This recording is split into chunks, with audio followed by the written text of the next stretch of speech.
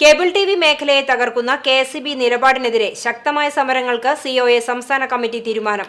ജനുവരി 31 കരിദിനമായി ആചരിക്കാനും ജില്ലകൾ കേന്ദ്രീകരിച്ച് കെ.എസ്.ഇ.ബി ഓഫീസുകൾക്ക് മുന്നിൽ പ്രതിഷേധ സമരം നടത്താനും സിഒഎ സംസ്ഥാന കമ്മിറ്റി തീരുമാനിച്ചു. കേരളത്തിലെ സംസ്ഥാന വൈദ്യുതി ബോർഡ് കുറേ കാലമായി അനാവശ്യമായി തൂങ്ങിക്കിടന്ന കേബിൾ മാറ്റണമെന്നും അല്ലെങ്കിൽ ടാഗ് ചെയ്യണമെന്നൊക്കെ പറഞ്ഞുകൊണ്ട് കഴിഞ്ഞ ഒരു വർഷത്തോളമായി അവരുടെ നിബന്ധനകളൊക്കെ ഞങ്ങൾ ഏറെക്കുറെ അക്ഷരം പ്രതി പാലിച്ചു വരുന്നുണ്ട്.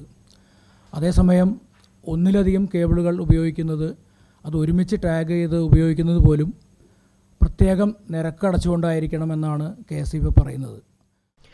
കേബിൾ ടിവി ബ്രോഡ്ബാൻഡ് ആവശ്യത്തിനായി ഉപയോഗിക്കുന്ന വൈദ്യുതി പോസ്റ്റിൽ ഒന്നിൽ കൂടുതൽ കേബിളുകൾ വലിച്ചാൽ ഓരോ കേബിളിനും പ്രത്യേകം വാടക ഈടാക്കാനാണ് കെ.എസ്.ഇ.ബി തീരുമാനം. വാടകയില്ലെങ്കിൽ കേബിളുകൾ അഴിച്ചുമാറ്റും എന്നാണ് ഉദ്യോഗസ്ഥർ പറയുന്നത്.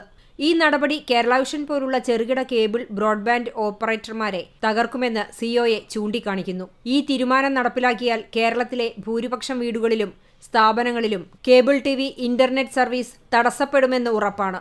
ഇതിന്റെ ഗുണം ലഭിക്കുക ജിയോ പോലുള്ള വൻകിട കോർപ്പറേറ്റുകൾക്കാണ്.